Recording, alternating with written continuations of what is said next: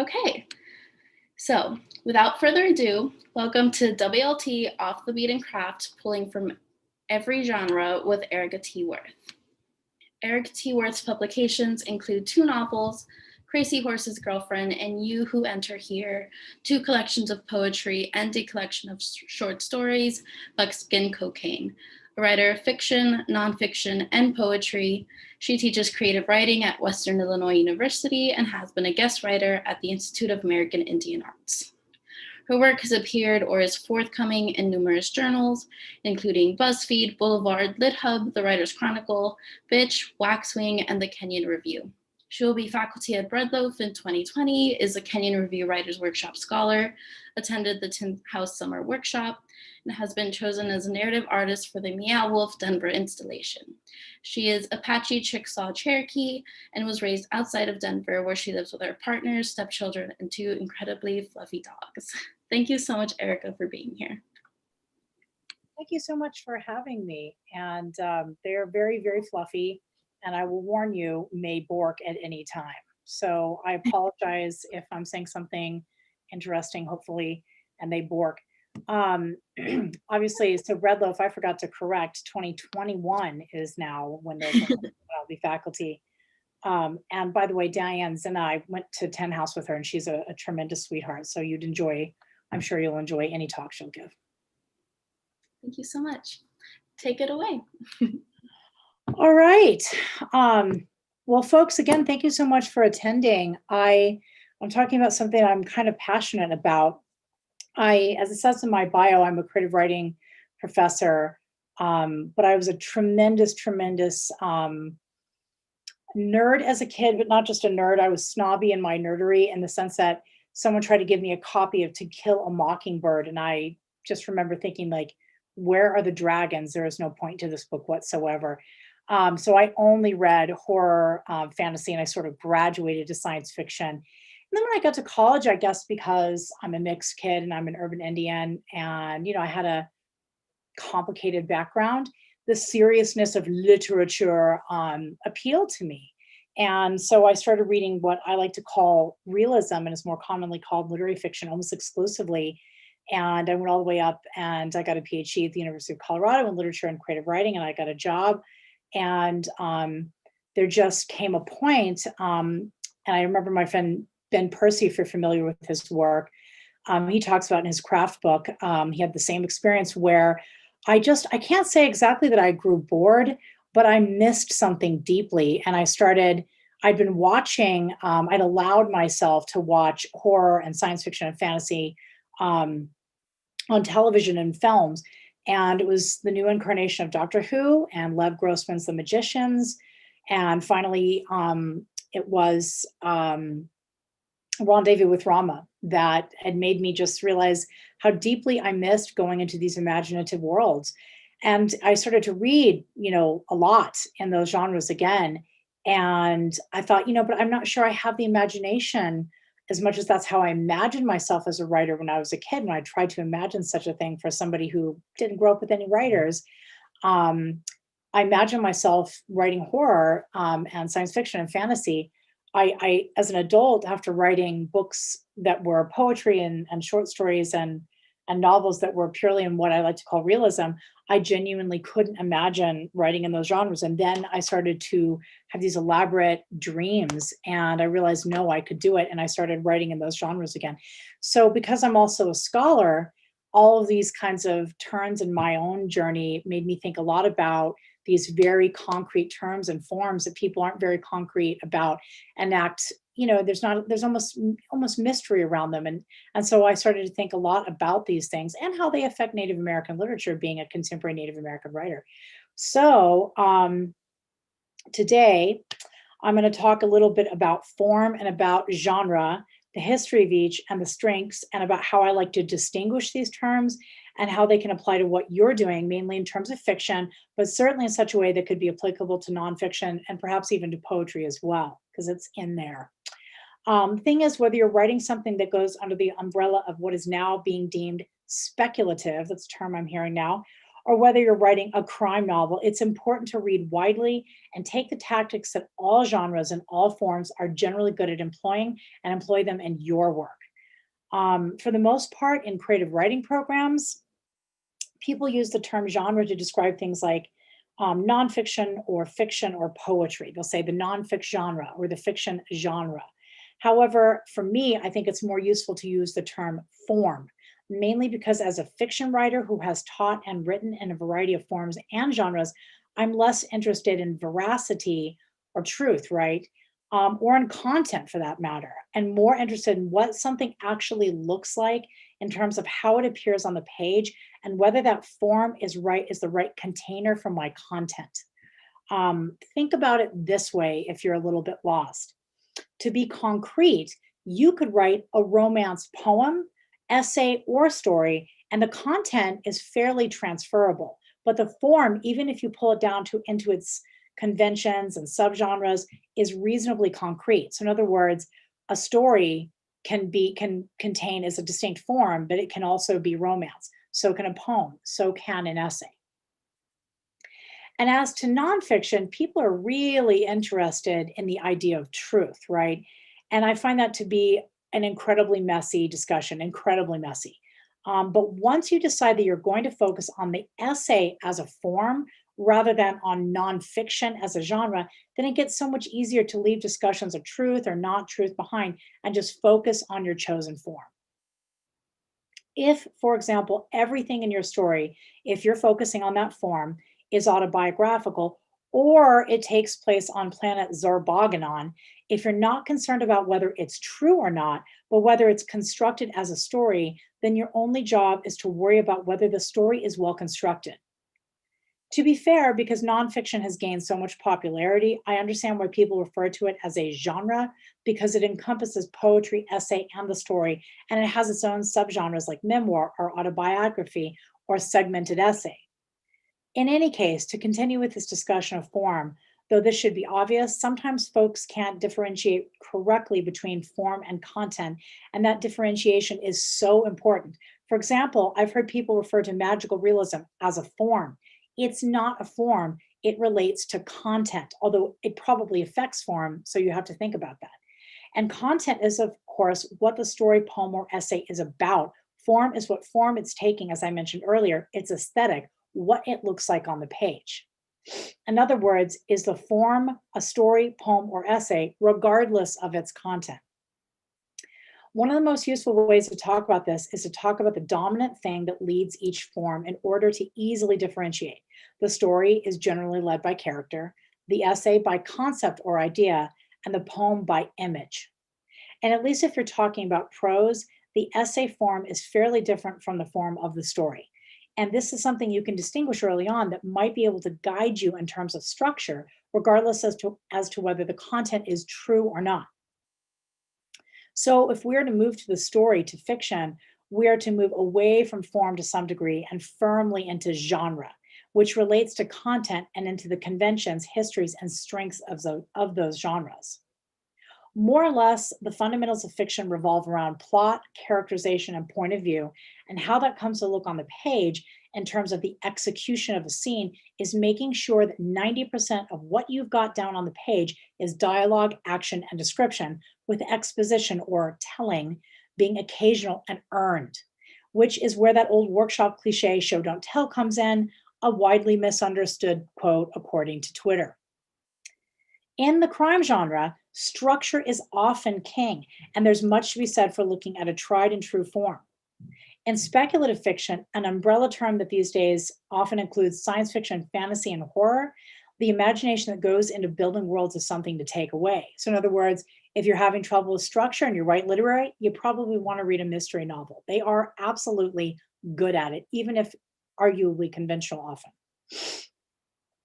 In realism or drama, whether the form is narrative or postmodern, AKA literary, because these have been the literary fiction norms, writers in these genres are often masters at dialogue, inner monologue, complex characterization, deviation from the formula in terms of form, and attention to language. These are things, right, people will talk about often when they talk about literary fiction. I hope you guys appreciate my Megadeth t-shirt. It's worn in honor of the novel that I'm shopping around right now. Longer story, different story. In any case, romance, I have to admit, is a genre I'm not entirely familiar with. And I think there is often a cross-pollination in that genre with the genre of historical fiction, something that distinguishes itself by not placing itself in the now, right? I also feel like there's an often unfair gender dynamic going into this distinction, as genre is dictated by what the plot is pointed towards. Does it revolve around a crime? It's crime fiction. So much of Hemingway's work, for example, revolves around romance and war as a setting, and yet Papa gets to be literary. Genre too is convoluted. Literary fiction has come to mean that something is realism or postmodern. Realism usually follows a more traditional linear form, though it mainly relates to content, the idea of realism, right? Postmodern fiction generally tries to break that traditional form and mainly relates to form or aesthetic. However, these are not really markers of a genre, they're conventions within the general form of fiction. Literary fiction is often bandied about without any real sense of what it means concretely, beyond that it is good or looks complicated. Lately, I've come to see people refer to anything that seems experimental or postmodern as automatically literary.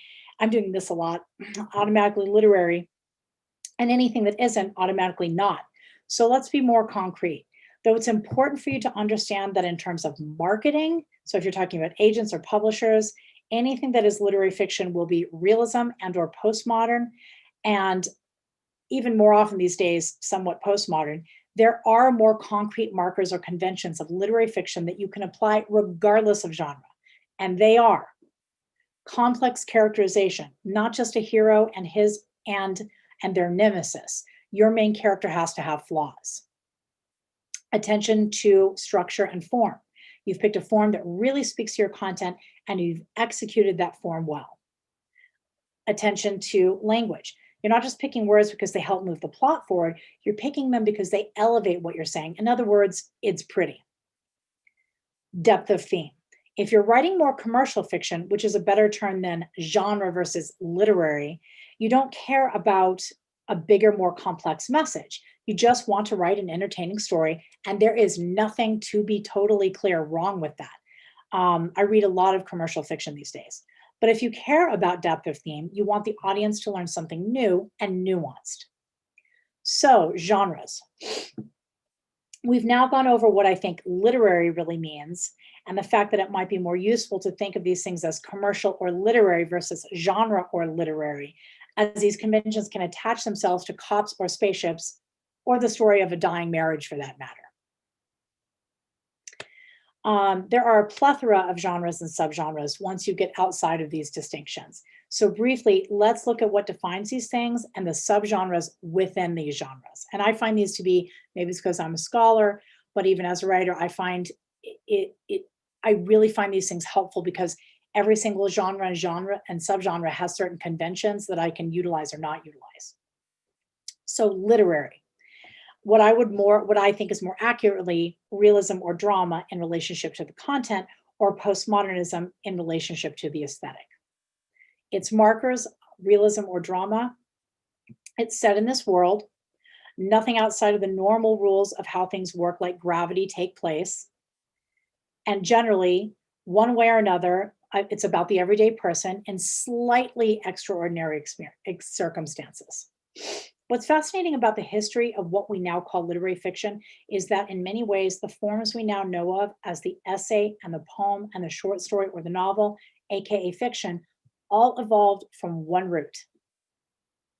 There was oral storytelling, which more or less evolved into poetry. And poetry, because its roots are oral, had to have certain devices in order to carry information, generally news or sometimes family lines, in such a way that was memorizable. So these forms, these poems that evolved into poems, they rhymed or were alliterative in Anglo-Saxon poetry, for example. And this makes it easy to memorize that information. And then that evolves into a more formal hardening of what we know of as poetry. But because we are essentially creatures of narrative or story, by the time this came into being as a written form, it included what we now think of as three distinct forms. especially the poem and the story, but to some degree the essay as well, as there is more exposition than many, especially commercial stories, have in this day and age. Concrete examples: in Europe, this was the Iliad and the Odyssey. In Native America, we have the Popol Vuh. Both are very similar, actually. Both have certain poetic devices that were there for memorization and prettiness, and carry a story of a hero's journey. As a side note, and I have a couple of these, I have to assume that Asia also had something like this. I just don't happen to know about it. Because there were three places where civilization first arose, right? What we now know of as Guatemala, the Middle East / North Africa, and Asia, somewhere I believe in China, if I'm not mistaken. In any case, but because of colonization, a lot of what was happening in Native America got cut off until very recently. But what we can look at for our purposes is the trajectory that occurred in Europe and caused the separation of these forms, the poem, the essay, and the story. Because of colonization as well, a large group of middle-class European and European Americans arose. Money comes from pillage. There's no way around that. And there was suddenly, there was this large swath, during the Industrial Revolution, of middle-class people, and specifically lots of white women with time on their hands that they didn't have before. And so the form we now know of as the novel came about, separating itself for the most part from poetic devices. The novel became, in many ways, what we now know of as commercial, and its main point was to tell a story and to entertain, with the plots revolving around simplistic lessons around morality. And for a long time, it was seen the way television was often seen, until probably quite recently, right? Mind garbage. The language wasn't there to be pretty necessarily, it was there to move the story forward. And there were very melodramatic plot lines. In fact, the focus was on plot. The characterization was fairly two-dimensional, and with good guys and bad guys. And the point of view was generally third-person omniscient, i.e., the God perspective, with a very heavy-handed narrator guiding the morality of the audience. As this form evolves and evolves in Europe and America, you start having things like Moby Dick, and even later Catcher in the Rye, for example. The language begins to be a bit prettier. It's not just there to move the narrative forward. The main character has a lot of depth and complexity. He has flaws, as do hopefully the other characters. The form starts to evolve too. There's a tremendous amount of inner dialogue, especially when we get to books like Catcher in the Rye. The character is telling his story from a first-person point of view to allow for all that inner monologue. There is an arc to the novel that isn't just about morality, it's about inner conflict. And we can see that the character has changed deeply as a person from the beginning to the end, although I would argue you can see that in many earlier novels as well. Additionally, you don't have a linear novel where one thing follows another. Sometimes you have flashbacks or even flash forwards, and there's just more complexity in the structure. It's around this time that what we think of as genre is separated from what we think of as literary. And the form of the novel, especially as film and television begin to take the place to entertain, starts to be seen as an art form where you can win awards for your craft. This is where we truly begin to enter the space of the experimental or the postmodern evolution of the novel. A lot of people would argue that this is not an entirely linear process. And I think there is some truth to that, as if you look at the way that a lot of postmodernists marry their love of poetic language to the story, it does harken back to the Popol Vuh or the Iliad, for example. And the avant-garde movement certainly predates what we now know, what we now call experimental or postmodern. As an interesting side note, there are those who will argue that these forms are inherently more friendly to people of color and or women, the experimental or postmodern. But I find that argument to be kind of flawed and reductive. I think it has to do more with timing, because as people of color have been, granted some opportunity to write and get their creative work out into the world, and just to have space and time to do that. This has also been aroundish the same time that the MFA, the Masters in Fine Arts, has become available and so widely spread, which are workshops housed entirely in academic institutions, which tend to be well suited for the main tenets of experimental or postmodern work. In experimental or postmodern work, and I'm sure many of you are familiar with this, but there is often an overinvestment in language as pretty or poetic versus just simply there to move the narrative forward. There seems to be less investment in characterization, although I think that most postmodernists would say that their characters are flawed, but sometimes the main characters are just bad guys, which is fine. And often the narrative is entirely nonlinear. There's also a hearkening back to the essay form because what seems to drive a lot of this work is the concept or the big idea behind the book, and exposition predominates, right? Dialogue is not something you'll see a ton of or action in a postmodern or experimentalist novel. Generally speaking, of course, there are many, many exceptions. What I find interesting is that there seems to be a sense that maybe having cops or spaceships in your book doesn't necessarily mean that your book can't do the things that a lot of literary books do. Simply because something is set in this world and about your average person in slightly extraordinary circumstances does not necessarily mean that that book is going to have literary merit with a depth of theme, complex characterization, and intentional language. I think this is why so many people who do MFA self-identify as postmodern or experimental, because it looks complicated whether it is or not.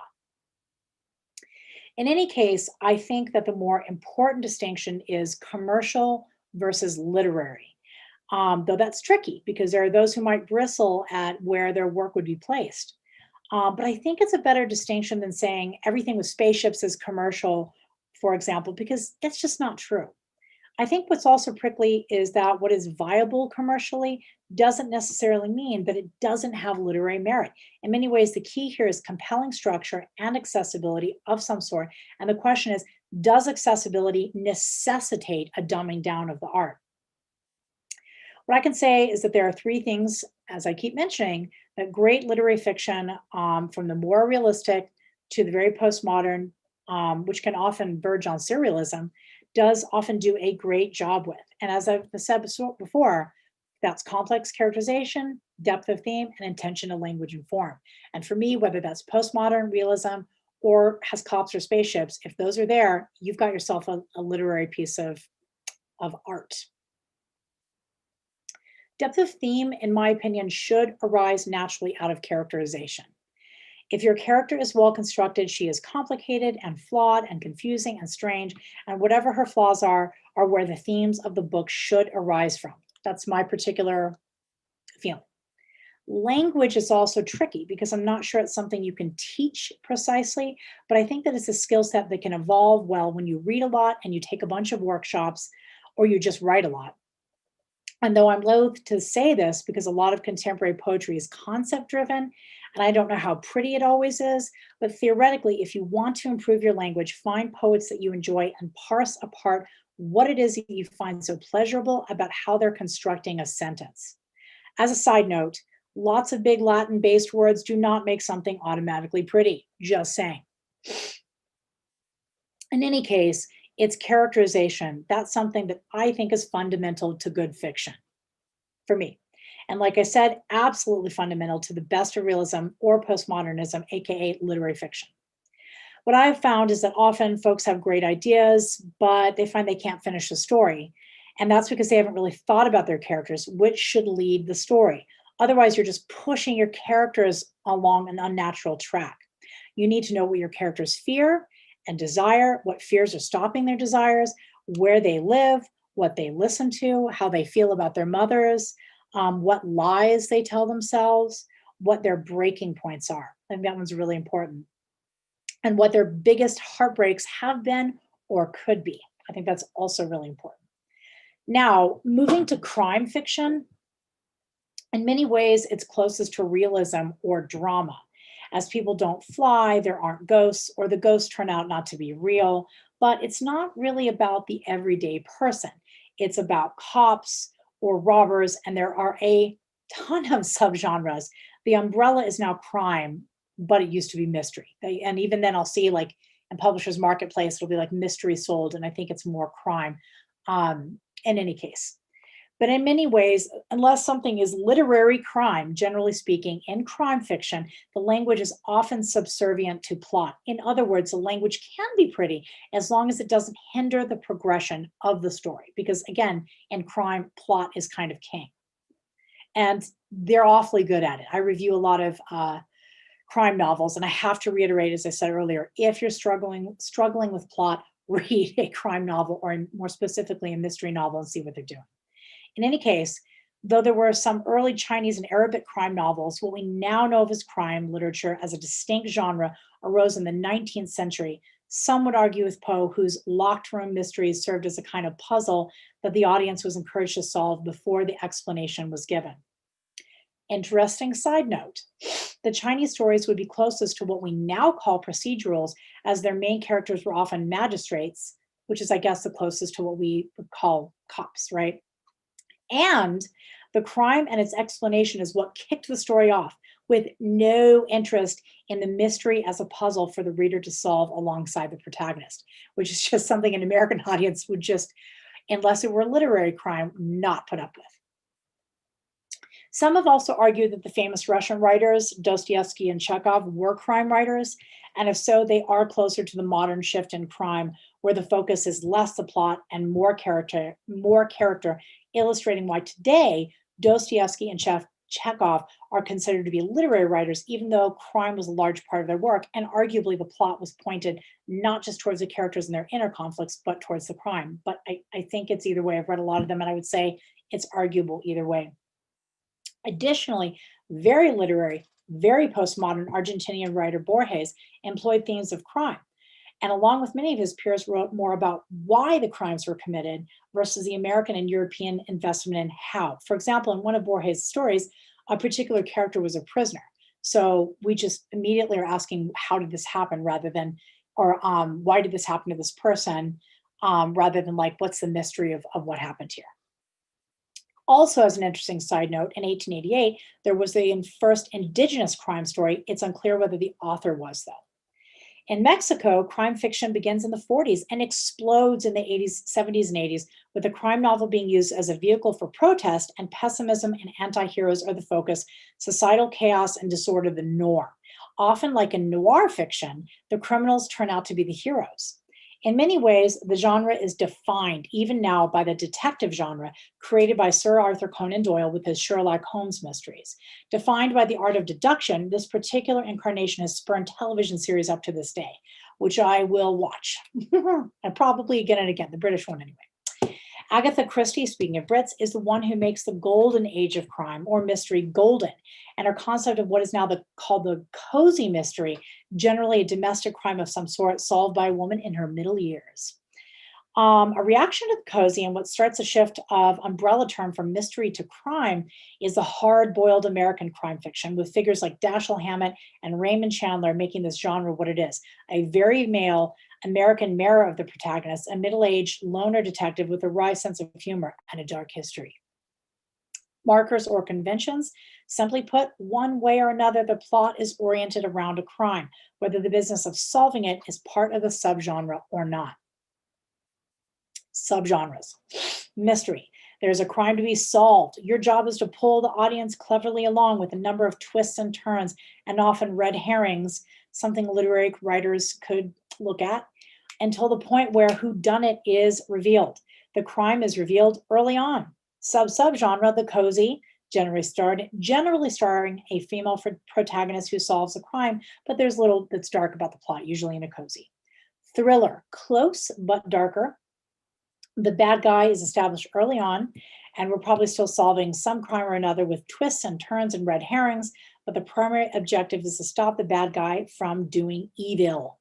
Detective. The protagonist is a detective who's paid to solve crimes and is often battling organized crime while dealing with a legal system that has become as corrupt as the organized crime itself. And rendered cynical by this, the detectives are often anti-heroes. They tend to have dark pasts, are sarcastic, and I've noticed they often smoke. Subgenre, the hard-boiled detective. Noir. Like hard-boiled, but so much darker. In fact, noir is French for black. Wrong and right are not clearly defined, and the protagonist is tragically flawed, and often the criminal versus the good guy solving the crime. Often a disturbing mixture of sex and violence, with protagonists that are either victims, suspects, or perpetrators, and often self-destructive. Generally, the protagonist in dealing with the corrupt system is either victimized or has to victimize another, leading to a lose-lose situation. It's often argued that the true marker of a noir novel is when the protagonist dies. This is the subgenre that has already moved to the literary category. Now to my favorite, speculative fiction. This is a term I use because it's a great umbrella term that speaks to a suspension of the normal rules of the world that we know of, including the supernatural and or futuristic, and also including the bigger subgenre headings of science fiction, fantasy, sometimes collectively referred to as SFF, and horror.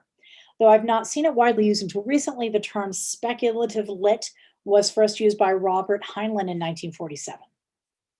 Ultimately, the label is so all encompassing that there are people who have issues with this particular term as an umbrella term. For example, there are folks that feel like hard science fiction isn't speculative at all, as it deals with tangible science that exists today.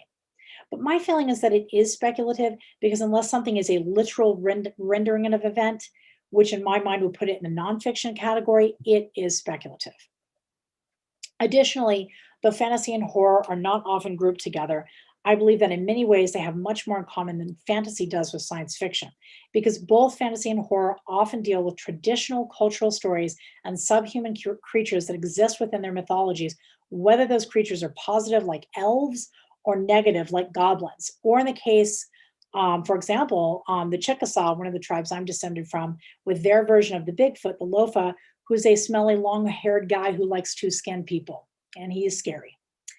And speaking of science fiction, though I wouldn't agree that it isn't speculative, I would say that it generally seems to depart from traditional cultural stories, hence the separation of it as a genre from fantasy and horror, because it often involves the future and always involves technology. What's interesting is the ideology around morality that people insert in their fiction when it comes to science fiction. Those who like dystopia often tend to be anti-technology, for example, and certainly right now, the dystopia and or the cyberpunk novel is insanely popular because we're seeing the effects of climate change and we are seeing the effects of politics on the culture, and we're intensely worried about the future. However, those who are fascinated with technology and feel that there is a way in which human beings are evolving to be better through it, tend to write about the future via subgenres that are far more speculative and, for example, might exclusively take place in space or on another planet. This is ultimately where I feel genre tends to wrap right back around itself and relate in terms of its relationship with fantasy. Because if you are speculating about a world where technology is not an inorganic and or evil thing, and you are not necessarily delving into traditional stories, but you are looking at things that are utterly fantastical, if you're imagining worlds and people that look nothing like the one we're living in, that's fairly fantastical. Ultimately, this is why I prefer science fiction that exists in a liminal, I hate that academic word, but it's useful in this way, or gray space, because to my mind, there's a better chance for depth here as it can hit some of the harder issues that science fiction can hit, but it has that lovely imaginative edge that you get with fantasy. This is where I want to talk a little bit more about that relationship of literary to genre and why that divide is far too binary for what exists and has existed in literature. In many ways, what was science fiction and fantasy and horror has been talked about under the umbrella of genre and was absolutely assumed to be commercial with perhaps no literary value. Some exceptions, of course, include Poe and some science fiction writers, notably Vonnegut, David Mitchell of Cloud Atlas. And you have to admit this makes sense because science fiction, again, is looking at these big issues like climate change and technology, things that people are very emotional about.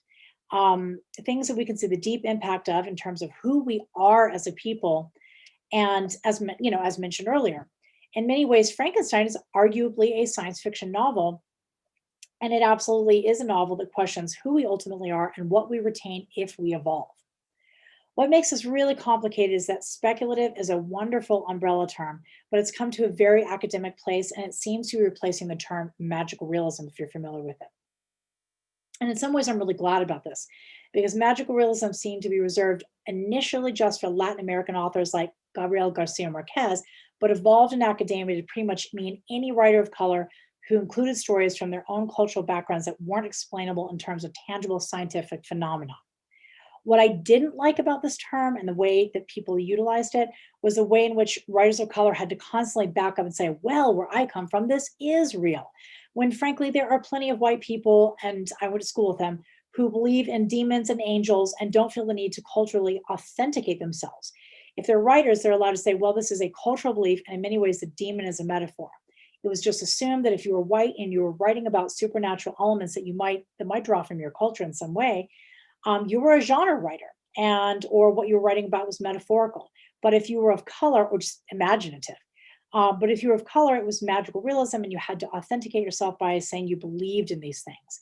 Speculative seems to be replacing this term, and the good thing is that it's not culturally specific. It also seems to indicate that something might be of literary value, though not necessarily.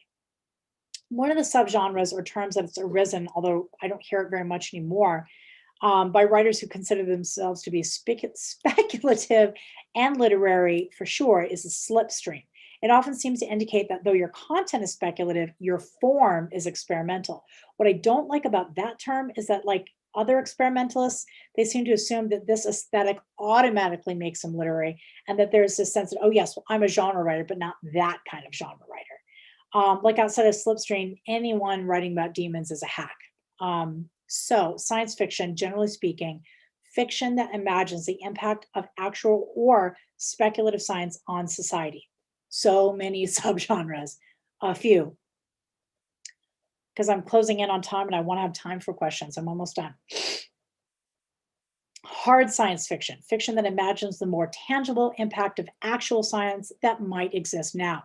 Soft science fiction, fiction that imagines the less tangible impact of science that probably doesn't exist now and may never, like time travel and interstellar space travel. I've also heard this referred to as SFF, science fiction, fantasy fiction. Think Dune. Cyberpunk, which just sounds cool.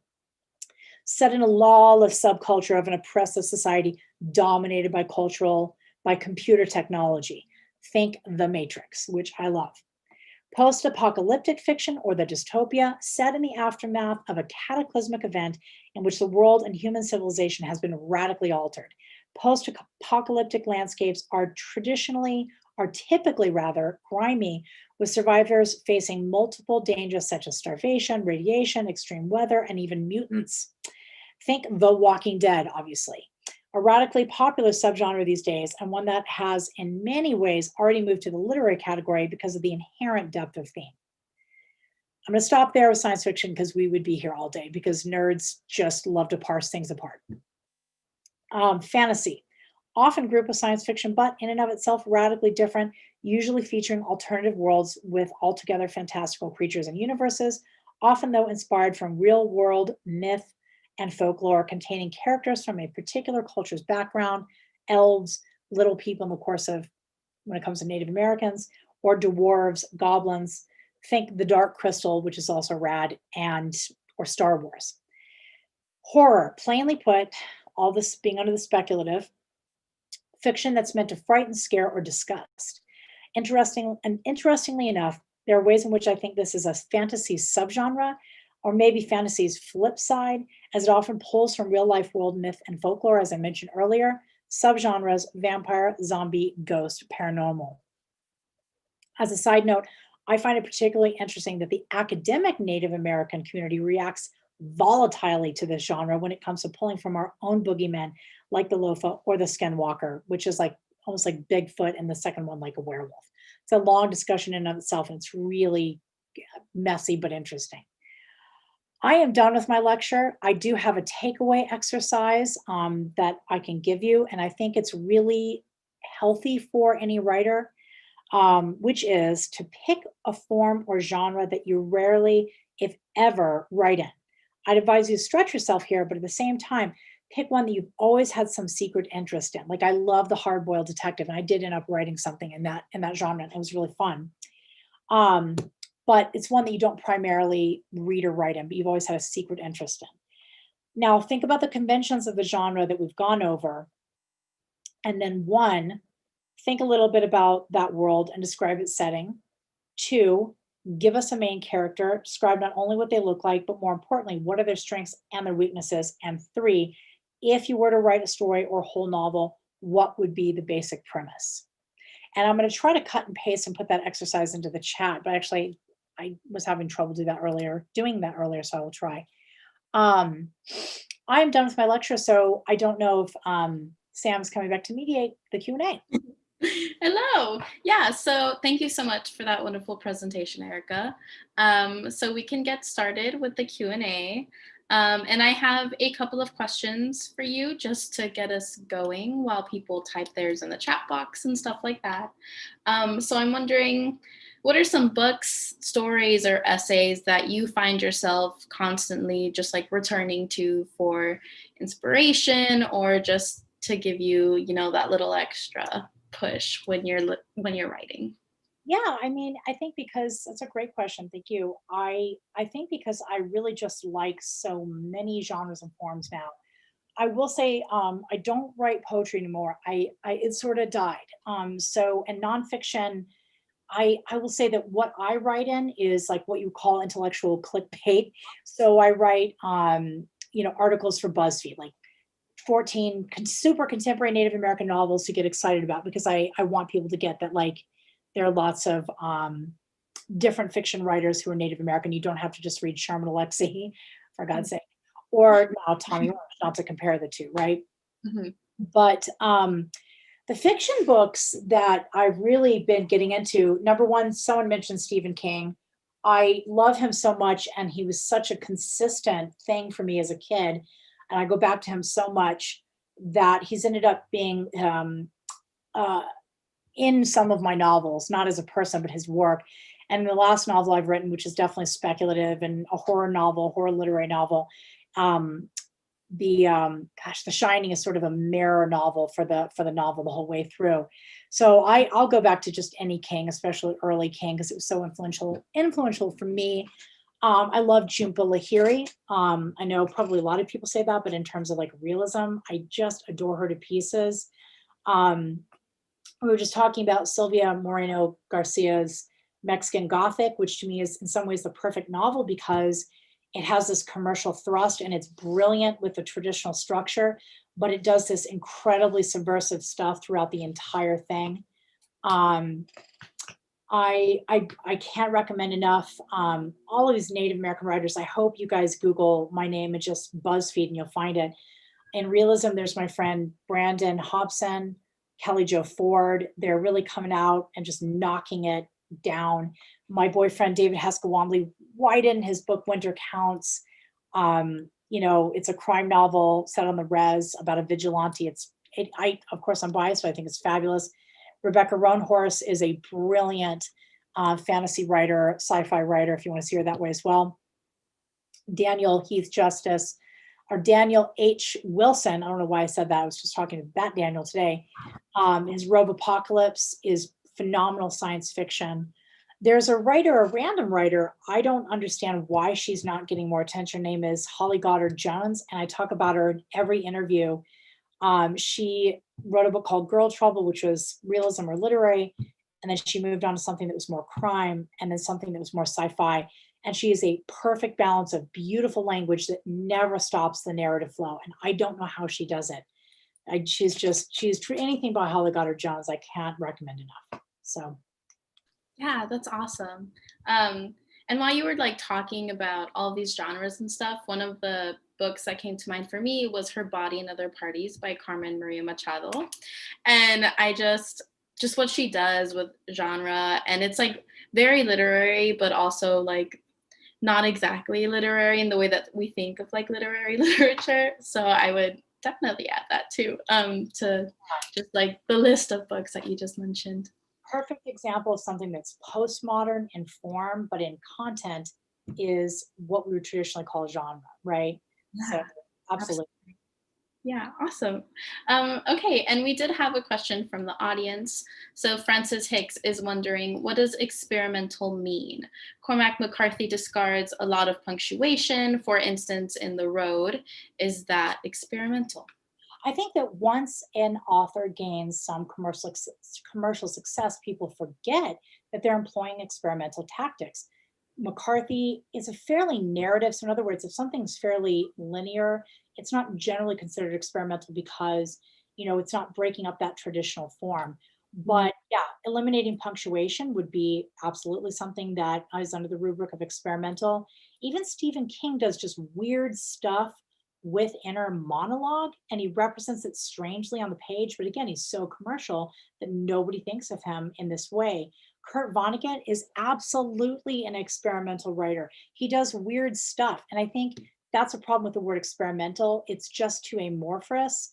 So it generally means white space on the page, lack of dialogue, more exposition, attention to concept and the big idea through that exposition, less dialogue, less characterization, non-linear narratives, right?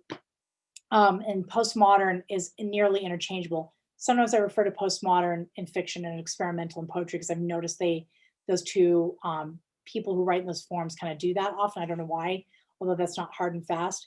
But yeah, anything I think that breaks from nonlinear form, that pays less attention to character and more attention to language, and the language is not subservient to the plot in most experimental, right? It's there for you to pay attention to it instead of the progression of the narrative. In fact, they often don't care about it. And Vonnegut would do things like draw pictures of himself on the page crying. So I personally, and then he would also have flash forwards, or he would use genre to make bizarre statements about life because people would just appear in different places at different times. And there was a deeply nonlinear narrative. So yeah, what's odd about experimental is it really means nothing. It just means new, but it's come to mean certain things by people in generally in MFA programs. So Yeah, thank you. So we have another question from Jean, and she is wondering, I'm aching to find some examples of near future dystopian novels written in the first person POV. Got any to recommend? such a great question. You know, because dystopian, I'm always so interested in, can we not talk about the world falling apart? Can we talk about speculative? Because here's what I fell in love with when I was a kid. I loved those novels that were right on the edge of science fiction and fantasy. So in other words, they were like often set on other worlds where they were not invested in this world at all. But there was the world was advanced in some way, shape, or form. So dystopias were not my interest. Now, though, honestly, I should have an answer to that because that's like the primary sci-fi subgenre that people go to for all the reasons I listed. Is the Hunger Games in first person? That's a terrible answer I just gave because it's so easy. I don't know if it's in first person, but that feels like very near future dystopian. And I thought of, I have like my books over here. I thought of like Station 11, but I don't think that's in first person either. But I just think that that's like near future dystopian, and I think it does incredible things. Well, um, but I'm yeah, gonna forget. I'm gonna remember. I'm gonna forget now. If I remember it, I will try to send Sam some examples. But yeah, yeah, definitely. damn it, damn. I just don't right now. That's so hard. You get like put on the spot and people are like, what's your favorite movie? And all of a sudden, like you've never seen any movies in your entire life. But yeah, so I have another question for you. And if anyone in the audience has more questions, please feel free to put them in the chat box. But so I'm wondering, like you mentioned all of these different genres and all of their, you know, what they do well and stuff like that. And so I'm wondering, like, what genres do you tend to work with mostly? And also, what genres do you find yourself just like most drawn to? And why do you think that is? I like I said in the first part of my talk, I was as a kid only drawn to what we would now call speculative. I didn't even read crime. And I just was so I can't even describe my disinterest in what people would call literary. And once I got to college, I started doing that. I got a job revolving around those things. And there just came a point where I just missed imaginative worlds so deeply. Crime literature has been something I've written a little in and I review in, and so I'm reading a lot more of. It has such wonderfully clean prose, and so I've come to be really drawn to it. I still think literary fiction, I like it to be not necessarily upmarket. So for an agent, that means, a happy ending and clear and easy prose, which I'm not opposed to, as I said. But I do like something that has a stronger plot. And I think a lot of literary fiction right now just has decided it doesn't care about that, and it's dumb. And that's strange to me because there's more than one plot form. There's more than just the traditional Hollywood arc, which I think is actually really hard to do. And Mm. there are all these kinds that employ different plot tactics. I can't recommend enough. There's a woman named, I don't know her last name is actually, it's called Ingrid's Notes. And if you just Google Ingrid's Notes and alternative plot or alternative structure, she will give you the most brilliant breakdown of plots and structures, um, better than I've heard in most MFA classrooms. It's fantastic, and she's really good at it. And I think for me, what's happened is I have come back around to speculative literature, and I'm having a tough time reading anything that's not horror, fantasy, and science fiction again. So I've devolved, is what I'm trying to say. No, I mean, maybe not devolved. um, I was talking to this other author one time, and they were talking about how people right now are just really into like science fiction, fantasy, and horror, just because like realism and also our own reality has just been like difficult to deal with, to say the least. But yeah. But like not to, I mean, I'm the last guy to say, oh yes, the dead white guys, the Red Revolutionary Road, it is a goddamn page turner. And Yeah. the language is spectacular, the characterization is complex. It makes you wonder about life in so many different ways at every single turn. And I do think that plot matters. And I think a lot of literary people need to return to that just a little bit. And I don't mean return to the politics of those guys. No. So Well, thank you. So we did get a few more questions in the chat box. Chris G is asking, working across genres or in between or mixing them sounds fun and interesting, but doesn't that make it harder to pitch and sell? it is if you're, there are two ways in which that is harder. So the last agent I had, and I'm in between ones, the last agent I had was a great agent. And he actually told me he just couldn't sell my work for some reason. It's hard out there. But he was telling me that these literary horror and literary whatever were becoming hotter and hotter and hotter. That said, yes, if your agents will ask you to be somewhat defined in terms of what you're doing, because that's how they're able to sell. Um, and so I think if you're writing across different genres, you might end up pitching them different ways. And it's true that an agent who took you because you wrote a science fiction YA might not be the same guy for your literary realism novel about a dying marriage. And so that can be problematic.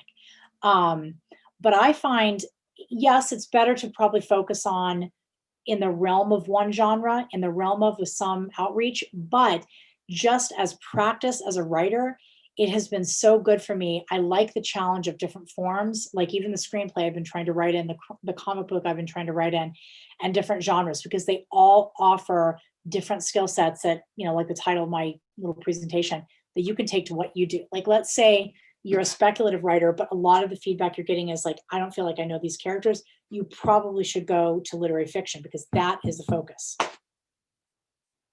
Thank you. Next question from Ivy. What do you think of women's fiction / thriller? A publisher rejected the manuscript, though he loved the drama history, citing my work fell between two stools, thus unmarketable.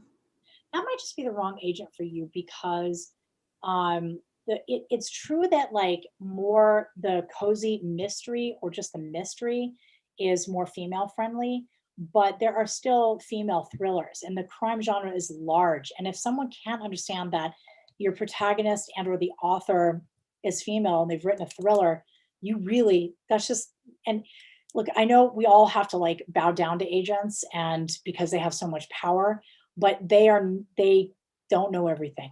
They don't. They know what sold before. They have an instinct for what might sell, but they're not necessarily brilliant at what they do. And sometimes they'll just eject their biases without thought. And I had an agent reject me recently and they were like, yeah, I just really wanted them there to be more about these two characters. And it just happened to be the white characters in my novel, so and I doubt this person went like, well, I'm a racist and I just want to read about white people. It was this is what, she couldn't help it. It was unconscious. So sometimes you just have to be like, I wrote a great female thriller. I'm going to find a better agent. And you know what? On that note, folks, it's $25 a month and that sucks, but join. And I wish to God I had 20 years ago, two things: join Publishers Marketplace, because you can look up every editor, every agent, see what they've sold, see what they commonly sell, and at least if you have a shot with them.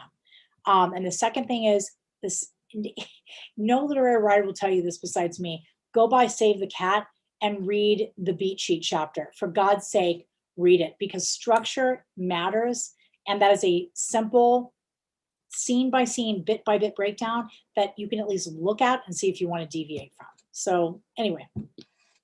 Awesome. Thank you. Next question from Travis. How intentional are you when writing in genre? In other words, if you sit down to write in the hard-boiled detective genre, are you thinking fill in element A, B, and C and make sure you have these 5 types of characters, or are you going more by feel?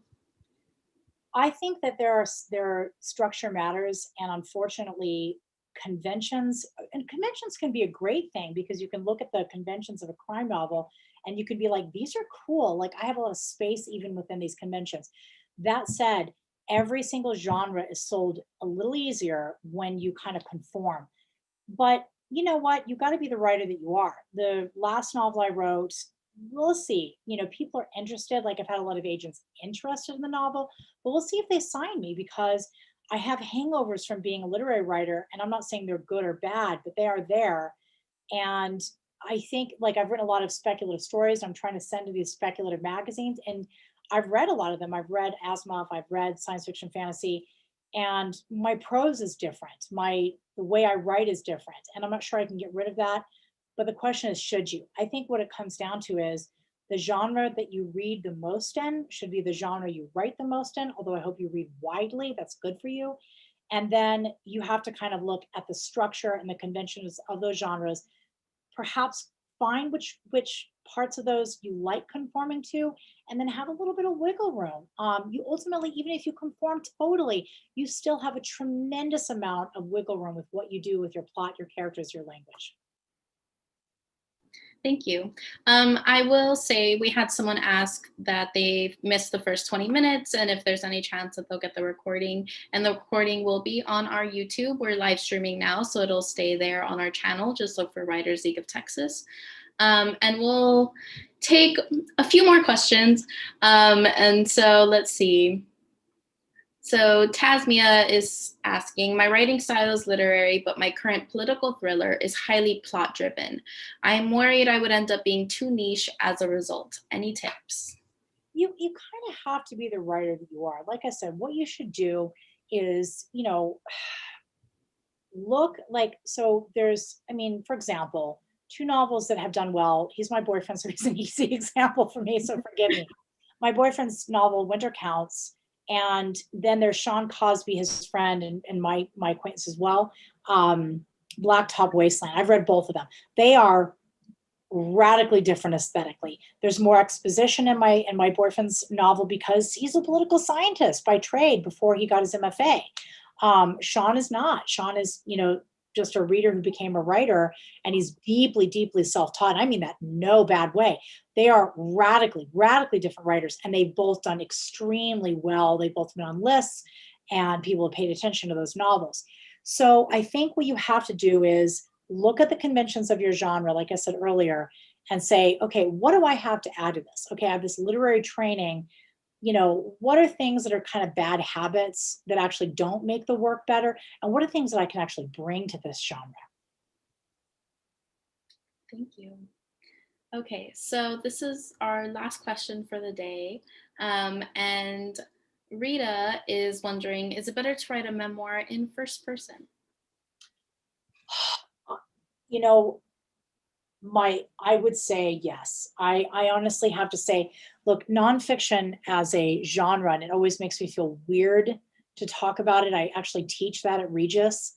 But the discussions around truth in nonfiction make me uneasy, because no matter what someone hardens around, it still feels weird to me, because how can you accurately reflect the truth of a capital T. It just makes me feel weird. It's why I like the essay and nonfiction, because then that's very clear, that's true, or that's lots of exposition, easier to just admit what's subjective and show what's true.